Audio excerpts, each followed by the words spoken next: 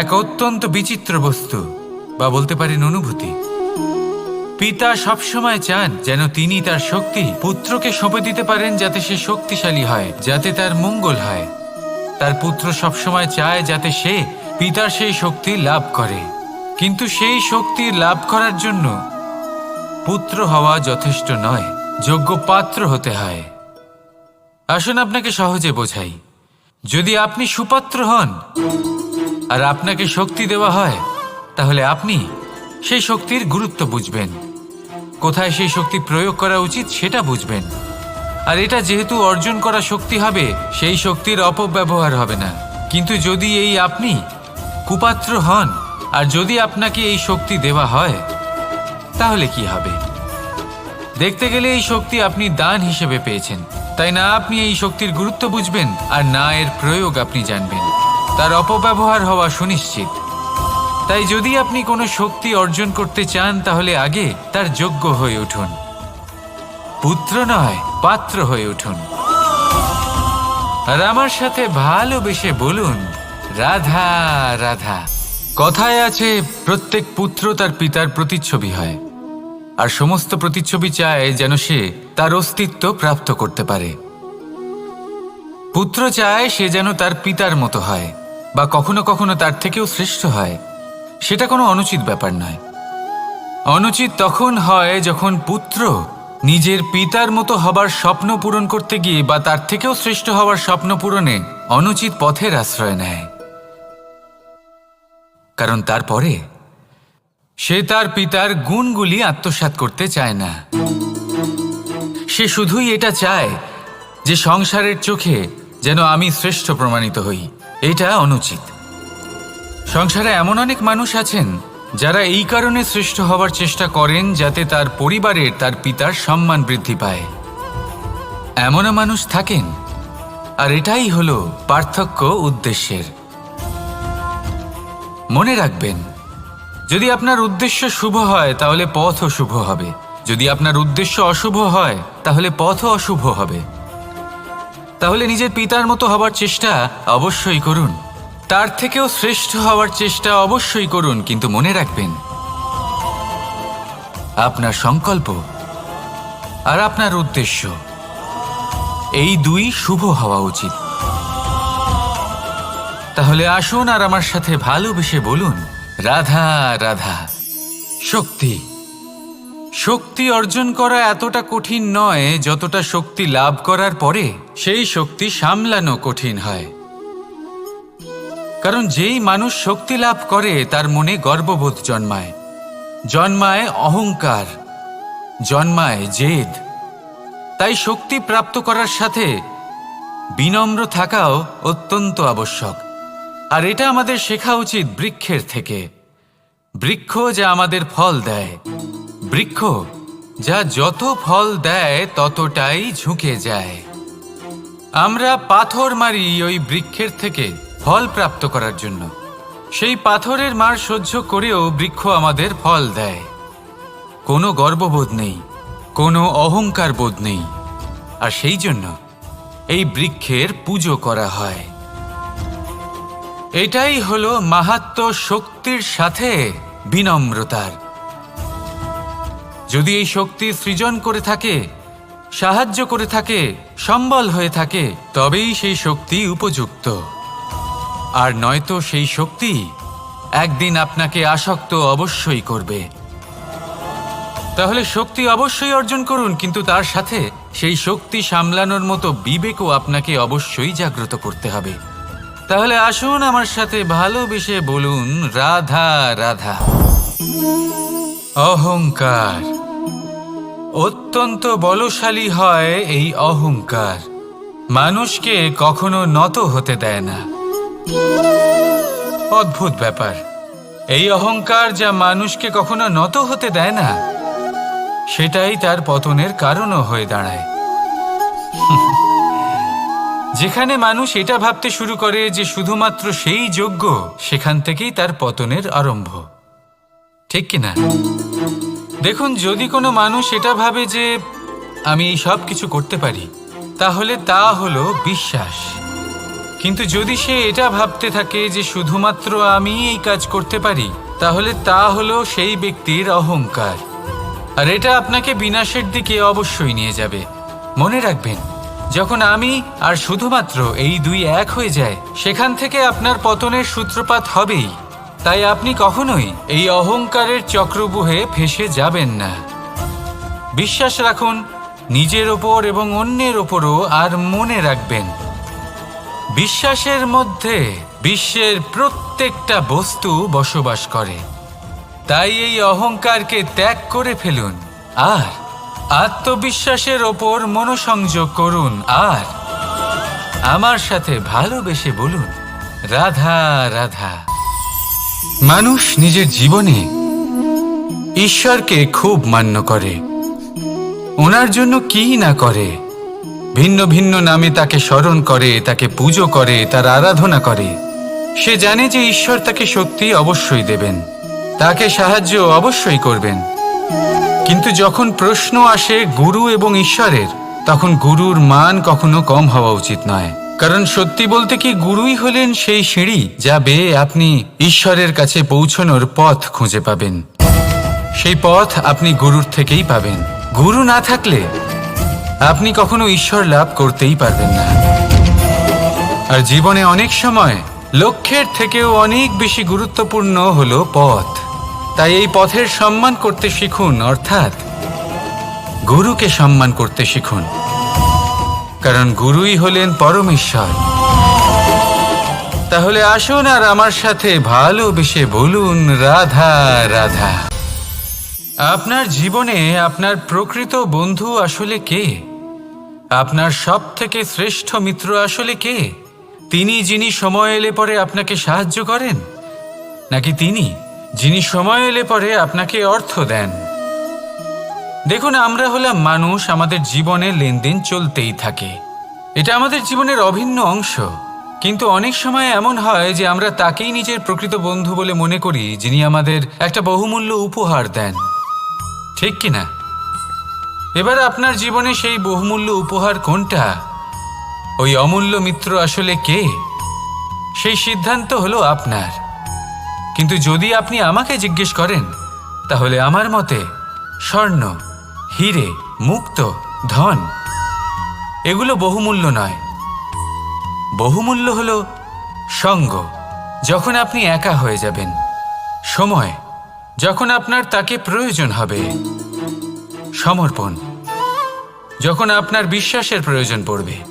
যে মানুষ আপনার প্রতি এই 3 গুণ প্রদর্শন করেন, যিনি আপনার কঠিন সময়ে আপনাকে অবশ্যই সঙ্গ দেবেন, যখন আপনার প্রয়োজন পড়বে আপনাকে অবশ্যই সময় দেবেন, আপনার প্রতি সম্পূর্ণ সমর্পিত থাকবেন, সেই হলো আপনার আসল মিত্র, সেই হলো আপনার প্রকৃত বন্ধু। কারণ সত্যি বললে, বন্ধুত্বের অর্থই হলো নিজেকে সম্পূর্ণরূপে কারোর কাছে সমর্পণ করে দেওয়া। তাই আপনার সেই বন্ধুর জন্য নিজের প্রাণ উজাড় করে দিন আর ভালোবেসে বলুন, রাধা রাধা। মানুষ জীবনে 3টে কাজ অবশ্যই করে থাকে, কিছু দান করে, কিছু গ্রহণ করে, আর কিছু ত্যাগ করে দেয়। এটাও ভাবতে থাকে যে এটা করলে কিভাবে করবে। দেবার জন্য পর্যাপ্ত ধন নেই, নেবার জন্য সংসারে অত স্নেহ নেই, আর ত্যাগ করার জন্য জীবনে এত সুখই নেই, তাহলে কিভাবে করবে? আসলে আমরা বস্তুগত চাহিদা অর্জনে এত ব্যস্ত হয়ে পড়ি যে আমরা বুঝতেই পারি না যে কি নেবার আছে, কি দেবার আছে, আর কি ত্যাগ করার আছে। তাহলে আজ আমি আপনাকে বলেই দিই, মনে রাখবেন এই 3টে গুরুত্বপূর্ণ গুণ, 3টে গুরুত্বপূর্ণ কথা। দেবার জন্য আছে দান, নেবার মতো আছে জ্ঞান, আর ত্যাগ করার মতো আছে অহংকার। যখন আপনি দান করতে শিখে যাবেন, জ্ঞান অর্জন করার শক্তি আপনা থেকেই আপনার মধ্যে চলে আসবে। আর যখন এই জ্ঞান আপনার মধ্যে প্রবেশ করবে, অহংকার আপনা থেকেই আপনার থেকে দূরে চলে যাবে। যে ব্যক্তি এই 3-এর মধ্যে ভারসাম্য বজায় রাখতে পারে, তার বর্তমান, ভূত, ভবিষ্যৎ, লোক, পরলোক সব কিছু শুধরে যায়। যেই দিন আপনি দান করতে শিখে যাবেন, জ্ঞান আহরণ করতে শিখে যাবেন, অভিমান ত্যাগ করতে শিখে যাবেন, আপনার সর্বশক্তিশালী সর্বশক্তিমান পরমেশ্বরেরও প্রয়োজন পড়বে না। কারণ তখন ঈশ্বর আপনার মধ্যেই বাস করবেন। তাহলে আসুন আর আমার সাথে ভালোবেসে বলুন, রাধা রাধা। জীবনে অনেক সময় সমস্যা আমাদের চারদিক থেকে ঘিরে ফেলে। এই সমস্যা নানান ধরনের হতে পারে। আর্থিক সমস্যা হতে পারে, পারিবারিক সমস্যা হতে পারে, কোনো সম্পর্ক নিয়ে সমস্যা হতে পারে, কখনো কোনো দৈনিক সমস্যা হতে পারে, কখনো কোনো দ্বন্দ্ব হতে পারে, অনেক সমস্যা হতে পারে। কিন্তু যখনই কোনো সমস্যা আসে, আমাদের মনে তার জন্য একটা উত্তর অবশ্যই থেকে থাকে, যা আমাদের অন্তরে রয়েছে। একে আমরা বলি আত্মা। আত্মা হলো পরমাত্মারই রূপ, আর পরমাত্মা তা কখনোই কিছু অনুচিত চাইবে না, তাই তো? এই আত্মা খুব ভালো করে জানে যে কোনটা উচিত আর কোনটা অনুচিত। যদি আসল বিষয়ের কথা বলি, তাহলে আপনাকে নিজের মনকে বুঝতে হবে। কারণ আত্মা তো পরমাত্মা থেকেই আসে, কিন্তু এই মন মানুষ জন্ম থেকেই প্রাপ্ত করে, যার বিকাশ হয় এই সংসারকে দেখে। যেদিন আপনার এই মন আর আপনার এই আত্মা এই দুই এক হয়ে যাবে, আত্মসাৎ হয়ে যাবে, সেদিন আপনার জীবনে না কোনো সমস্যা থাকবে, না কোনো ঝঞ্ঝাট থাকবে, না কোনো সংকট থাকবে। কারণ আপনার কাছে সেই সমস্ত সমস্যার, সমস্ত বিপদের সমাধান থাকবে, আর তাও আপনারই অন্তরে। তাহলে আসুন আর আমার সাথে ভালোবেসে বলুন, রাধা রাধা। ভক্তি আর শক্তি, এই দুইয়ের মধ্যে সম্পর্ক অত্যন্ত সরল। মানুষ ভক্তি করেন যাতে তিনি শক্তি লাভ করতে পারেন, আর শক্তি লাভ করার পরে ভক্তিভাব ভুলে যান, আর শক্তির প্রতি আসক্তিতে মত্ত হয়ে যান, আর সেখান থেকেই তার বিনাশ শুরু হয়। কেন? কারণ ভক্তির দ্বারা প্রাপ্ত শক্তি অন্য কারোর হিতের জন্য ব্যবহার করতে হয়, অন্য কারোর মঙ্গল করার জন্য ব্যবহার করতে হয়, কারোর বিনাশের জন্য নয়। এবার যদি আমি আপনাদের একটা উদাহরণ দিয়ে বোঝাই, তাহলে কোদাল দিয়ে আমরা মাটি কোপাতে পারি, একটা গর্ত খুঁড়তে পারি, যাতে একটা নতুন বৃক্ষ জন্ম নিতে পারে। একটা বৃক্ষ যা অন্য জীবকে ফল প্রদান করবে, যাত্রীদের ছায়া প্রদান করবে। কিন্তু এই কোদালের ব্যবহার যদি আমরা অন্য কারোর ক্ষতি করার জন্য করি, তাহলে ক্ষতি শুধুমাত্র আমাদেরই হবে। তাই জীবনে যদি আপনি কোনো শক্তি লাভ করেন, হয়তো ভক্তির দ্বারা বা অন্য যেখান থেকেই হোক, তার সদ্ব্যবহার করতে শিখুন, নয়তো এই প্রাপ্ত শক্তি আপনার পতনের কারণ হয়ে দাঁড়াবে। তাহলে আসুন আমার সাথে ভালোবেসে বলুন, রাধা রাধা। বরদান অত্যন্ত বিচিত্র এক বিষয়, কিন্তু দেখতে গেলে এই বরদান কি না করতে পারে। এক দরিদ্রকে রাজা বানিয়ে দিতে পারে, একজন দুর্বলকে এই সংসারের সবথেকে শক্তিশালী ব্যক্তি বানিয়ে দিতে পারে। কিন্তু আমরা ভুলে যাই এক অত্যন্ত গুরুত্বপূর্ণ কথা। বরদান এই শব্দের শেষে দান লুকিয়ে রয়েছে। এই দান কথাটা অত্যন্ত গুরুত্বপূর্ণ। আমাদের মনে রাখা উচিত এই বরদান আমরা দানে পেয়েছি, আর তাই তার সম্মান করা উচিত, কখনোই অহংকার করা নয়। আর যে ব্যক্তি বরদান পেয়ে অহংকার করেন, তার যা ক্ষতি হয় তা হলো এই বরদান তার থেকে কেড়ে নেওয়া হয়। বর অর্থাৎ শ্রেষ্ঠ, অর্থাৎ বরদানের অর্থ হলো একটা শ্রেষ্ঠ দান, এবং তার ব্যবহার যদি আপনি কারোর ক্ষতি করার জন্য করেন, তাহলে ক্ষতি শুধুই আপনার হবে। তাহলে এই বরদানের সম্মান করুন, উচিত পথে চলুন, আর উচিত উদ্দেশ্য নিয়ে এর ব্যবহার করুন, সব কিছু ভালোই হবে। তাহলে আসুন আর আমার সাথে ভালোবেসে বলুন, রাধা রাধা। পিতা আর পুত্রের সম্পর্ক অত্যন্ত মধুর হয়ে থাকে। পিতা স্বপ্ন দেখেন তাকে পূর্ণ করার সকল সম্ভাব্য চেষ্টা করেন, কিন্তু তাও অনেক সময় ওনার স্বপ্ন অপূর্ণ থেকে যায়। তখন পিতা ভাবেন যে স্বপ্ন উনি পূর্ণ করতে পারেননি, ওনার সন্তান তা অবশ্যই পূরণ করবে। যে স্থানে উনি কখনো পৌঁছতে পারেননি, সেই স্থানে ওনার পুত্র অবশ্যই পৌঁছবে। পিতা নিজের সন্তানের ভবিষ্যৎ নিয়ে সেই স্বপ্ন দেখেন, আর যখন সেই সন্তান সামনে এগোতে থাকে তখন তার দুঃখ হয় না, বরং গর্ব হয়। ওনার ভালো লাগে এটা দেখে যে ওনার সন্তান অনেক উন্নতি করছে। কিন্তু যখন সন্তান নিজের অভিভাবকের শক্তি দেখে, তার যশ দেখে হিংসা করতে থাকে, সমস্যা সেইখানেই শুরু হয়। সেই জন্য সকল সন্তানকে এটা মনে রাখতে হবে, দেখুন, পুত্র হবার সুবাদে, এক সন্তান হবার সুবাদে এটা হলো আপনার অধিকার যে আপনি আপনার পিতার থেকে বেশি উন্নতি করবেন। আপনার পিতাও এটাই চান, কিন্তু সুস্থভাবে এটা করুন। একটা রেখা টেনে নিন যাতে আপনি তাতে এগোতে পারেন আর আপনার পিতার তাতে গর্ববোধ হয়, আর সেই বিষয়ে দুঃখ না হয় যে আমার সন্তান আমাকেই ছোট করার চেষ্টা করছে। ইতিহাস সাক্ষী রয়েছে, যে মানুষ অন্য কাউকে ছোট করার চেষ্টা করেছেন সেই মানুষই ছোট হয়ে গেছেন। আর আমার মনে হয় না আপনি এটা চান, কারণ কোনো একদিন আপনিও কারোর পিতা হবেন। আসুন আমার সাথে ভালোবেসে বলুন, রাধা রাধা। সাথী।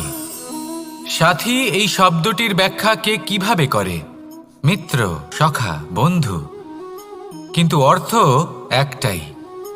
তিনি যিনি আপনার সঙ্গী হন আর তিনি যার সাথী আপনি হন।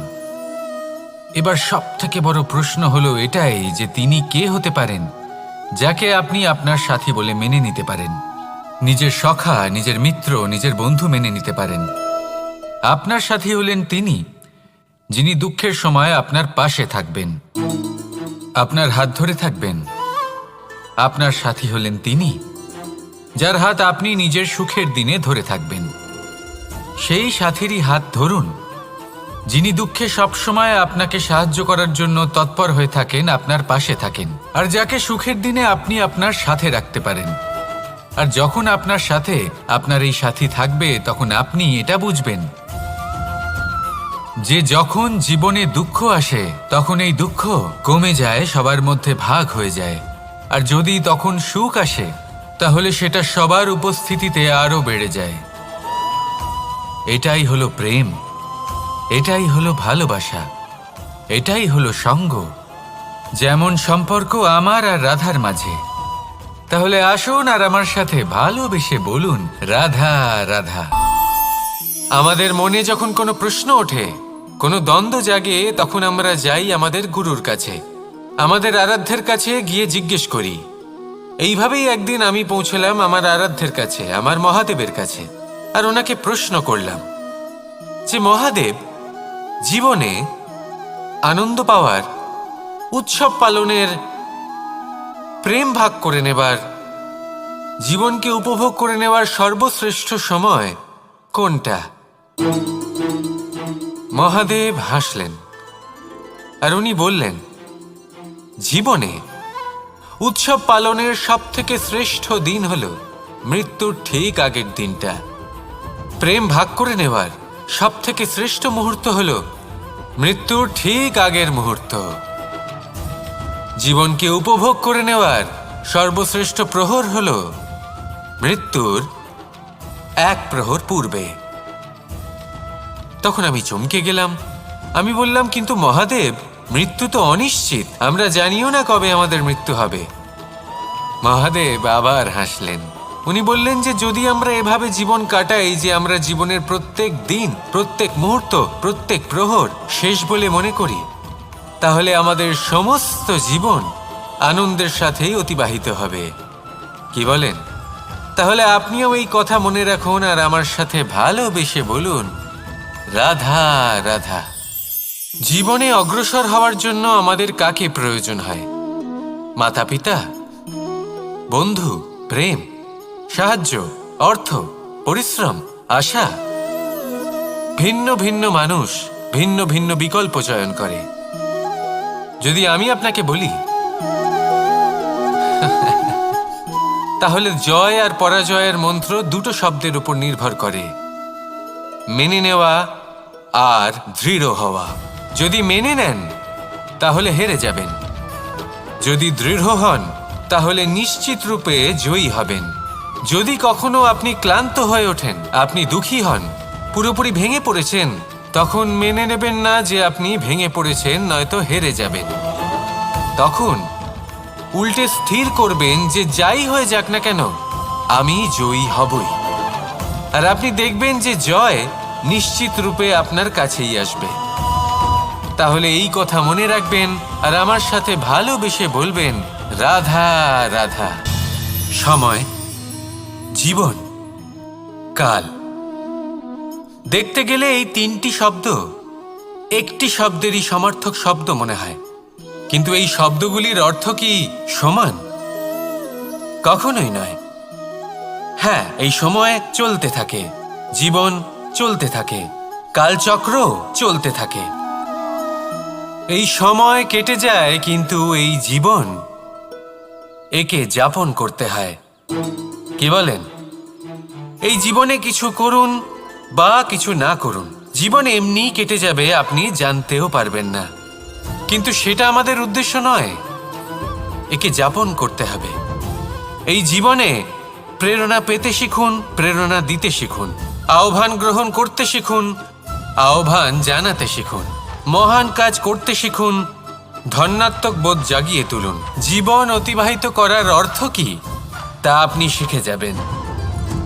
কারণ সময় কেটে যায়, সমস্ত যুগ কেটে যায়, কিন্তু জীবনের রীতি জীবন কাটিয়ে দেওয়া নয়, জীবন যাপন করা। এই জীবন সম্পূর্ণরূপে অনুভব করতে হবে, নতুন পথ বানাতে হবে। এবারে যদি এই জীবন বাঁচার সময় একবার ভেবে দেখুন, যদি মনে প্রেম থাকে, সদ্ভাবনা থাকে, তাহলে কি হবে? এই জীবনকে বাঁচার অনুভূতিটাই অন্যরকম হয়ে যাবে, একটা আনন্দময় অনুভূতি লাভ করবেন। তাহলে এটাই করুন আর আমার সাথে ভালোবেসে বলুন, রাধা রাধা। আপনি কি কখনো কোনো জলের ধারা দেখেছেন? তার সামনে যতই মাটি থাকুক না কেন, যতই কাদা থাকুক না কেন, যখন এই জলের ধারা বইতে আরম্ভ করে দেয়, তখন এই কাদাকে নিজেই ধুয়ে নিয়ে যায়। ওই কাদাকে ধুয়ে দেয় এবং নিজের পথ নিজেই তৈরি করে নেয়। তাহলে আপনিও এরকম জলের মতো হয়ে উঠুন। যদি হয়ে উঠতে পারেন, তাহলে নিজের মনের, নিজের ভাবনার, নিজের জীবনের যত অনাবশ্যক তত্ত্ব আছে, অনুপযোগী অংশ রয়েছে, অর্থাৎ অপরিষ্কার অংশ রয়েছে, তা নিজে থেকেই নির্মল হয়ে উঠবে। আর যেরকম জলের ধারা কখনো থেমে থাকে না, সব সময় বয়ে চলে, সেইভাবে আপনিও কখনোই থামবেন না, সবসময় বয়ে চলুন, এগোতে থাকুন। পথে যদি অনেক বিপদ আসে, সমস্যা আসে, থামবেন না, তার উপর নিরন্তর প্রহার করুন, নিরন্তর প্রয়াস করুন আর অগ্রসর হন। আপনি ভেবে দেখুন, এই জলের ধারা কখনো থেমে থাকে না, সবসময় বয়ে চলে, বিপদের সম্মুখীন হয়ে তাকে সাথে বয়ে নিয়ে চলে। সেই জন্য জলের ধারা, প্রবাহমান এই ধারা, এর থেকে কখনো দুর্গন্ধ আসে না, এতে কখনো ময়লা জমতে পারে না, বরং পালিত হয় সুন্দর প্রাণবন্ত জীবজন্তু, যেমন সুন্দর ছোট মাছ। তাই আপনিও এটাই করুন, কখনো থামবেন না, শুধু চলতে থাকুন, জলের ধারার মতো বইতে থাকুন। আপনি আপনার লক্ষ্য অবশ্যই খুঁজে পাবেন, আর তার সাথে নিজের অন্তরের যে মালিন্য রয়েছে তা আপনি নিজেই নিজের থেকে দূরে করে দেবেন। তাহলে আসুন আর আমার সাথে ভালোবেসে বলুন, রাধা রাধা। এবার অনেক সময় মানুষের মনে এরকম প্রশ্ন আসে যে এই সংসারে সবথেকে বড় বিপদ কি? কেউ বলে ধর্ম সংকট, আবার কেউ বলে প্রাণের ওপর আসা সংকট। প্রত্যেক মানুষের জীবনে বিভিন্ন সংকট আসে, আর এই সমস্ত সংকট অত্যন্ত বিচিত্র হতে পারে। এই সমস্ত সংসার হলো সংকট দ্বারা পরিপূর্ণ। ঠিক আছে, আপনাকে একটা উদাহরণ দিই। একজন ধনী ব্যক্তি, এবার ওনার জীবনে সংকট কি হতে পারে? সংকট এটাই যে কেউ তার সম্পত্তি চুরি না করে নেয়, আমরা বুঝতে পারছি। এবার একজন চোর, তার জীবনে সংকট কি হতে পারে? যে চুরি করার সময় সে যদি তার একটা কাশি চাপতে না পারে, তাহলে সে ধরা পড়ে যেতে পারে, ঠিক কিনা? আবার অনেক সময় এমনও হয় যে যার জন্য আমি সংকট, সেও আমার কাছে সংকট।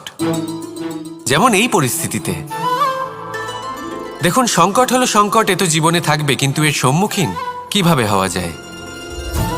খুব সরল। সব এটার ওপর নির্ভর করে, মনের ওপর।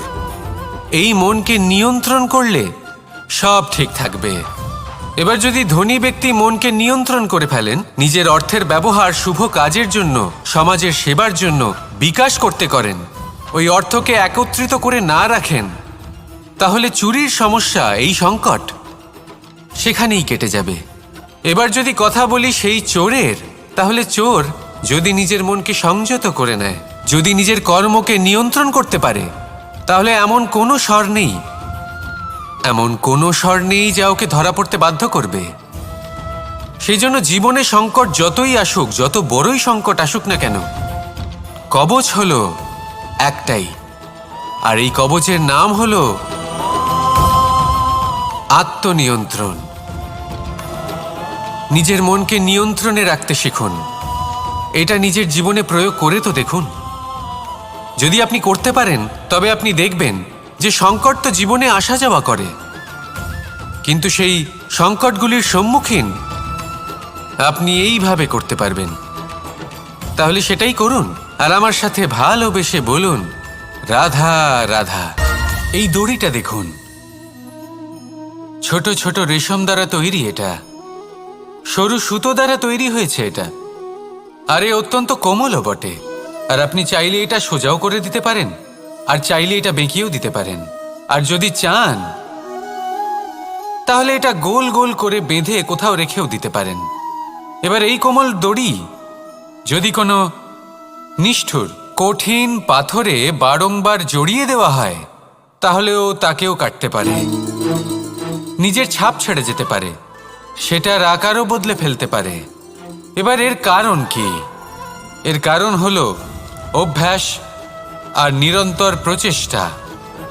যদি আপনিও চেষ্টা করেন আর নিরন্তর কর্ম করে যান, তাহলে আপনার প্রারব্ধ পাথরের মতো কঠিনই হোক না কেন, তাতে ভাঙন ধরিয়েও আপনি নিজের লক্ষ্যে অবশ্যই পৌঁছতে পারবেন। একটা গুরুত্বপূর্ণ কথা মনে রাখবেন, সুকর্মের অভ্যাস আর নিরন্তর প্রয়াস, এই হলো সাফল্যের মন্ত্র। তাহলে জীবনে এই মন্ত্র আনুন, আর আমার সাথে ভালোবেসে বলুন, রাধা রাধা। বসন্ত ঋতু, এই সময় মন আনন্দে ভরে থাকে। এমন মনে হয় যেন আমরা আকাশে বিচরণ করতে চলে যাই, কিন্তু সেটা তো সম্ভব নয়। সেই জন্য হয়তো আমরা ঘুড়ি ওড়াই, এই ঘুড়িকে নিজেদের প্রতিরূপ মনে করে। এবার অনেক মানুষ আছেন যারা ঘুড়ি ওড়ান, কিন্তু এই কর্মের সারমর্ম কি সেটা কজন বুঝতে পারেন? আপনি এটা মনে করুন যে আপনি হলেন সেই ঘুড়ি, আর এই সুতো যিনি ধরে রয়েছেন তিনি হলেন পরমাত্মা। আর এই সুতো যেখান থেকে শুরু হয়, সেই লাটাই হলো আমাদের কর্মচক্র। এবার আপনি নিজেই অনুমান করুন যে এই উড়ান কার ওপর নির্ভরশীল, পরমাত্মার ওপর আর আপনার কর্মের ওপর।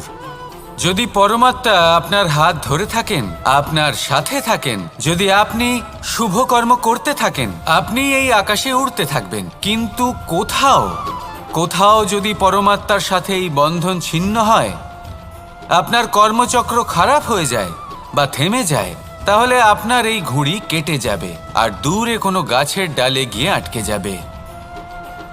তাই শুধুমাত্র ঘুড়ি ওড়াবেন না, তার থেকে শিখুন, পরমাত্মার সাহচর্যে থাকুন, সবসময় শুভ কর্ম করতে থাকুন আর সবসময় এই আকাশে উড়তে থাকুন। আসুন আর আমার সাথে ভালোবেসে বলুন, রাধা। তাহলে নিজের অন্তরের কথা শুনুন, সেটাই আপনাকে উচিত পথে নিয়ে যাবে। সামনে অগ্রসর হতে থাকুন, পরিশ্রম করুন। এমন একটা দিন আসবে যেদিন এই নিন্দুক ব্যক্তিরা আপনার লক্ষ্য প্রাপ্তির উদাহরণ সবাইকে দেবে। আসুন আমার সাথে ভালোবেসে বলুন, রাধা রাধা। মানুষ সুখী জীবনযাপনের প্রতি এতটাই অভ্যস্ত হয়ে পড়ে যে একটা ছোট্ট সমস্যা এলেই সে সবার থেকে সাহায্য চাইতে শুরু করে দেয়। সে সাহায্য লাভও করে এবং সেই সংকট থেকে সে বেরিয়েও আসে। কিন্তু এই সাহায্য কিছু মুহূর্তের, আর কিছু মুহূর্তের হলো এই দুঃখ। এই 2 মুহূর্তের সাহায্যের জন্য আজীবন আপনি তার কাছে ঋণী হয়ে থাকেন। আর মানবিকতার খাতিরে আপনার মনে কৃতজ্ঞতা জেগে ওঠে, আর সেই কৃতজ্ঞতা বোধ হলো যে আপনি কখনো সেই ব্যক্তিকে ছাপিয়ে যেতেই পারবেন না। সেই জন্য জীবনে সবসময় চেষ্টা করবেন নিজেকে প্রস্তুত রাখতে সেই সব সমস্যার জন্য, সেই সব বাধার জন্য যেগুলো আপনার জীবনে আসতে পারে। ততক্ষণ সাহায্য চাইবেন না যতক্ষণ না অন্য কোনো পথ না থাকছে। সাহায্য চাওয়া অনুচিত নয়, কিন্তু সাহায্য চাইলে এবং সাহায্য পেলে আপনি আজীবন কৃতজ্ঞ এবং ঋণী হয়ে থাকবেন। আর তারপর একদিন আপনি পরিবর্তন দেখতে পাবেন যে কিভাবে আপনি ছোট ছোট সমস্যার জন্য সাহায্য না চেয়ে বড় বড় সমস্যার সম্মুখীন হতে প্রস্তুত হয়ে গেছেন। এটাই হলো সংসারের নীতি। এটাই পালন করুন আর আমার সাথে ভালোবেসে বলুন, রাধা রাধা। এমন অনেক মানুষ আছেন যারা আমাকে ভগবানের পরিভাষা জানতে চান, যে ভগবান আসলে কি, তিনি কেমন। এবার দেখুন, ভগবান হোক বা আপনার স্বপ্ন হোক বা আপনার লক্ষ্য হোক না কেন, সেই লক্ষ্য তখনই পূর্ণ হয়, তখনই তাকে লাভ করা সম্ভব যখন আপনার দৃষ্টিভঙ্গি মঙ্গলময় হয়। যখন আপনি নিজে মনে করবেন যে আমি যেটা পেতে চাইছি তা শুভ। উদাহরণস্বরূপ, কোনো পাখিকে দেখুন, সে গাছের ডালে বসে এবং সেখানেই বিশ্রাম করে, কিন্তু পড়ে না। কেন? কারণ ওর বিশ্বাস যে যে শাখার উপরে ও বসে আছে সেটাই হলো ওর বাসস্থান। যদি আপনি বিশ্বাস করেন তাহলে আপনি পাথরের মধ্যেও ভগবান দর্শন করতে পারবেন। আর যদি বিশ্বাস না থাকে, তাহলে যদি ভগবান সামনে দাঁড়িয়েও থাকে তবেও আপনার বিশ্বাস হবে না। তাই বিশ্বাস করতে শিখুন। এই বিশ্বাসের আধারেই আপনি সেই সব কিছু পাবেন যা আপনি পেতে চাইছেন। আসুন আমার সাথে ভালোবেসে বলুন, রাধা রাধা। গুরু, যিনি পথ দেখান, আমাদের জীবনে অত্যন্ত গুরুত্বপূর্ণ, অত্যন্ত আবশ্যক। কিন্তু কিছু মানুষ মনে করেন যে গুরুর কোনো প্রয়োজন নেই, কারণ এই সমগ্র জ্ঞান মানুষের অন্তরেই নিহিত রয়েছে। এবার প্রশ্ন এটাই, যদি সমস্ত জ্ঞান মানুষের অন্তরে নিহিত থাকে তাহলে গুরুর কি প্রয়োজন? আর যারা আজ পর্যন্ত গুরুকে মেনে এসেছেন তারা কি অনুচিত করেছেন? এর উত্তর আমি আপনাকে দেব একটা উদাহরণ দ্বারা। একটা কাঠ যা জ্বলনশীল, জ্বলনের ঊর্জা তার অন্তরে নিহিত রয়েছে, কিন্তু তার জ্বলনের জন্য বাইরে থেকে একটা অনুঘটকের প্রয়োজন হয়। এই অনুঘটকই হলেন আপনার গুরু। উত্তাপ যা একটা কাঠকে জ্বালাতে পারে, সেই উত্তাপ হলো গুরুর প্রচেষ্টা। যদি সেই গুরুই না থাকে, তার প্রচেষ্টাই না থাকে, তাহলে সেই সমস্ত জ্ঞান যা মানুষের অন্তরে নিহিত তা ব্যর্থ হয়ে যাবে। যদি আপনার সাথে আপনার গুরু থাকেন, আপনার পথ প্রদর্শন করেন, আপনার অন্তরের জ্ঞানকে বাইরে নিয়ে আসতে পারেন, তাহলে তাকে সম্মান করুন আর আমার সাথে ভালোবেসে বলুন, রাধা রাধা। असतो मा सद्गमय, तमसो मा ज्योतिर्गमय, মৃত্যুর্মা মৃতঙ্গময়। জ্ঞান সেটাই যা অসত্য থেকে সত্যের পথে চালিত করে। প্রকাশ সেটাই যা অন্ধকার থেকে আলোর পথে নিয়ে আসে। জীবন সেটাই যা মৃত্যু থেকে অমরত্বের পথে নিয়ে যায়। এবার এই তিনটে জ্ঞান, জীবন এবং প্রকাশ একই রকম। শূন্য থেকে এর উৎপত্তি হয় এবং আস্তে আস্তে আপনার জীবনে বিস্তার লাভ করে। এবার আমরা এটাই ভাবি যে কেমন করে এই তিনটিকে আগলে রাখা যায়। এর উত্তর হলো, এদের আগলে রাখার প্রয়োজনই নেই, ভাগ করে দিতে হবে। কোনো বৃক্ষকেই দেখে নিন, একটি বৃক্ষ অনেক বছর ধরে বেঁচে থাকে। কেন? কারণ সে ভাগ করে দিতে জানে। সে নিজের বীজ ছড়িয়ে দেয়, এই ধরিত্রীতে দেয়, সেই বীজ যা অঙ্কুরিত হয়ে এক নতুন বৃক্ষকে জন্ম দেয়। শুধু ছড়িয়ে দিয়ে একটি বৃক্ষ জীবন দান করতে পারে। যদি কোনো ব্যক্তি জ্ঞান ছড়াতে শিখে যান, যদি প্রকাশ, আলোর কিরণ ছড়িয়ে দিতে শিখে যায়, কোনো ব্যক্তি তার জীবনের সুখ ছড়িয়ে দিতে শিখে যান, তাহলে তিনি মৃত্যুর পরও মৃত হন না। এই ভাগ করে দেওয়ার সুখটাই কিছুটা আলাদা। এই সুখ অনুভব করুন আর আমার সাথে ভালোবেসে বলুন, রাধা রাধা। আপনি কখনো কোনো সরোবরের দিকে তাকান, যার জল হলো শান্ত, স্থির। আপনি স্পষ্ট দেখতে পাবেন সেই সরোবরের তলদেশে কি রয়েছে। তাতে সাঁতরে বেড়াচ্ছে সুন্দর মাছ, চকচকে কিছু পাথর, স্বর্ণরূপী বালি, সবই আপনি দেখতে পাবেন। কিন্তু যখনই আপনি একটা ছোট্ট পাথর তুলে সেই জলে ছুঁড়ে ফেলবেন, তখন সেই জল বিচলিত হবে আর সেই স্পষ্টতা ন্যূনতম হয়ে যাবে। তারপর কিছুই স্পষ্টভাবে দেখা যাবে না। এই ঘটনা মানুষের সাথেও ঘটে। মানুষ যদি বিচলিত হয়ে পড়ে, তখন সে বুঝতে পারে না যে বর্তমানে কি হয়ে চলেছে আর ভবিষ্যতে কি করা উচিত। কিন্তু সেই মানুষ যদি শান্ত থাকেন, স্থির থাকেন, ধন্যাত্মক থাকেন, তাহলে নিশ্চিত রূপেই বুঝতে পারবেন যে বর্তমানে কি করতে হবে আর ভবিষ্যতে কি করতে হবে। তাই নিজের মধ্যে সেই স্থিরতা আনুন, সেই ধৈর্য ধরুন, নিজেকে শান্ত রাখুন আর সবার মধ্যে ভালোবাসা ছড়িয়ে দিন। এই মন প্রসন্ন হয়ে বলবে, রাধা রাধা। সম্পর্ক এ হলো এক বন্ধন যা আমাদের এক সূত্রে বেঁধে রাখে। কিন্তু এমন কিছু ব্যক্তি থাকেন যারা এই সম্পর্কের বিষয়ে নিজস্ব একটা ধারণা করে ফেলেন যে সম্পর্ক এরকম হওয়া উচিত, সম্পর্ক সেরকম হওয়া উচিত। আমি এই সম্পর্কের জন্য কত কিছু করেছি এই ব্যাখ্যা করতে থাকেন আর তার বদলে অনেক কিছু প্রত্যাশাও করেন। কিন্তু সত্য হলো এটাই যে সব সম্পর্ক একরকমের হয় না, কিন্তু প্রত্যেক সম্পর্কের একটা বিশেষত্ব থাকে। যেমন চোখ আর নাকের এই সম্পর্ককেই দেখুন। চোখের সব থেকে কাছে কে আছে? নাক আছে। কিন্তু এই চোখ দিয়ে এই নাককে আমরা দেখতেই পাই না। তবে কি ধরে নেব এই সম্পর্কের কোনো মূল্য নেই? এমনও নয়। ঠিক এইভাবেই যদি কোনো ব্যক্তি তার আবেগ আপনার কাছে ব্যক্ত করতে না পারে বা প্রকট করতে না পারেন বা আপনাকে বোঝাতে না পারে, তাহলে তার মানে এটা নয় যে তার সাথে আপনার সম্পর্কের তিক্ততা রয়েছে। এমনটা কখনোই নয়। শুধু চোখ আর নাকের এই সম্পর্কের মতোই হলো আমাদের জীবনে আমাদের আপনজনের সাথে সম্পর্ক। যদি কারোর ব্যবহার আপনার প্রতি অনুচিত হয় বা যদি কেউ অনুপস্থিত থেকে থাকে বা কেউ যদি আপনাকে বুঝতে না পারেন, তাহলে তার অর্থ এটা নয় যে আপনি সেই সম্পর্ক ভেঙে ফেলবেন। বুঝুন, আপনার জীবনে তার গুরুত্ব কোথায় আর তার জীবনে আপনার। সম্পর্ক গড়ে তুলুন, তাকে পালন করতে শিখুন, একসাথে মিলে চলুন। এই মন সুপ্রসন্ন হয়ে বলবে, রাধা রাধা।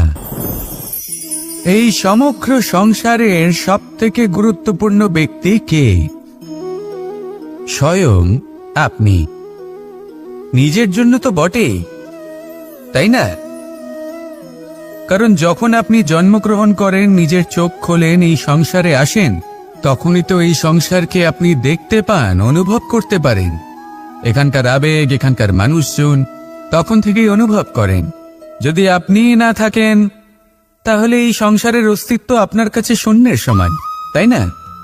আপনি না থাকলে এই সংসারও আপনার কাছে নেই। এবার সবাই বলবেন যে এ তো সত্যি কথা। সেই অনুযায়ী তো আমার স্বার্থপর হওয়া উচিত, অহংকারী হওয়া উচিত, কারণ আমার কাছে আমিই তো সবকিছু। দৃষ্টিভঙ্গি পাল্টে দেখুন। আপনার কাছে সবথেকে বেশি গুরুত্বপূর্ণ ব্যক্তি কে? আপনি নিজেই। সেই মানুষটি কেমন হওয়া উচিত একটু ভেবে দেখুন। সবসময় সকলকে সাহায্য করুন, একসাথে মিলে পরিশ্রম করুন, সাহায্য করুন অন্যদেরকে। এটা অতি আবশ্যক। এবং তার থেকেও বেশি গুরুত্বপূর্ণ হলো এটাই যে আপনার মনে যেন কখনো এই বিষয়ে ভয় না থাকে যে আমি আমার প্রিয়জনদের, আমার কাছের মানুষগুলিকে হারিয়ে ফেলব। এই ভয় কখনোই মনের মধ্যে থাকা উচিত নয়।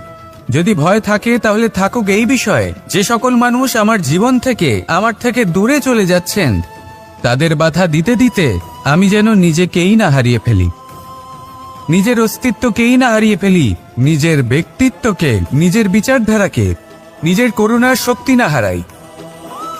তাহলে এই ভয় ত্যাগ করুন আর আমার সাথে ভালোবেসে বলুন, রাধা রাধা। এই ফল কি তা বলার কোনো প্রয়োজন নেই। এই ফল কতটা সুস্বাদু সেটাও বলার কোনো প্রয়োজন নেই। ধরুন এমন কোনো মানুষ আসলেন যিনি জানেন না এটা কোন ফল। তিনি এটা দেখে ভাববেন এ তো কাঁটার একটা গুচ্ছ মনে হচ্ছে, নিয়ে ফেলে দেবেন। সেখানে দ্বিতীয় কোনো ব্যক্তি যিনি বুঝদার, তিনি দেখবেন, ভাববেন যে প্রকৃতি এর গায়ে এত কাঁটা কেন দিয়েছে? অবশ্যই সুরক্ষার জন্য দিয়েছে, অর্থাৎ ভিতরে অবশ্যই অমূল্য কিছু রয়েছে। সেই ধরনের ব্যক্তি এই ফলের অন্তরে প্রবেশ করেন এবং এই ফলের আনন্দ উপভোগ করেন। এরকমই কিছুটা আমাদের সংসারেও আমরা দেখতে পাই। প্রত্যেকদিন আমরা নতুন নতুন মানুষের সাথে পরিচিত হই। এমন কিছু ব্যক্তি থাকেন যাদের সাথে প্রথম আলাপের পর আমাদের এটা মনে হয় যে এই ব্যক্তিকে দেখে একটু রাগী ব্যক্তি মনে হচ্ছে, বড়ই অহংকারী বোধ হচ্ছে, উদ্ধত মনে হচ্ছে। বেশিরভাগ মানুষ প্রথম আলাপের পরে তাদের সাথে দূরত্ব বজায় রাখবেন। কিন্তু যিনি বুঝদার ব্যক্তি, তিনি ভাববেন যে এই ব্যক্তি এমন কেন করছেন। হয়তো সুরক্ষার খাতিরে এই ব্যক্তি নিজেকে এরকম করে তুলেছেন যাতে অন্য কোনো ব্যক্তি এসে ওনার সময় নষ্ট না করেন, ওনার আবেগের সাথে ছলনা না করেন, খেলা না করেন। হয়তো অতীতে এমন কোনো ঘটনা ঘটেছে যার জন্য এই ব্যক্তি কিছুটা এরকম হয়ে গেছেন। এমনই একজন ব্যক্তি সেই ব্যক্তির মনের গভীর পর্যন্ত পৌঁছতে পারেন আর সেখান থেকে শুভ গুণগুলিকে বাইরে বের করে আনতে পারেন। এরকমই ব্যক্তি হয়ে উঠুন, এমন বুঝদার ব্যক্তি হয়ে উঠুন যিনি সামনের ব্যক্তির খারাপ গুণগুলিকে অবহেলা করে হৃদয়ের অন্তঃস্থল থেকে শুভ গুণগুলিকে প্রকাশিত করে এবং সেই ব্যক্তিকে দেখাতে পারে। এমন ব্যক্তি হয়ে উঠুন যিনি নিজের জীবনকেও সফল করে তোলেন এবং অন্যের জীবনকেও। আসুন আমার সাথে ভালোবেসে বলুন, রাধা রাধা। আমি জীবনে অনেক ভালো মানুষের সংস্পর্শে এসেছি। এমন ব্যক্তি যিনি আজীবন জ্ঞান লাভ করে থাকেন, পড়তেই থাকেন, পড়তেই থাকেন, জ্ঞান অর্জন করতেই থাকেন, অত্যাধিক জ্ঞান অর্জন করতে থাকেন। কিন্তু এইটুকুই কি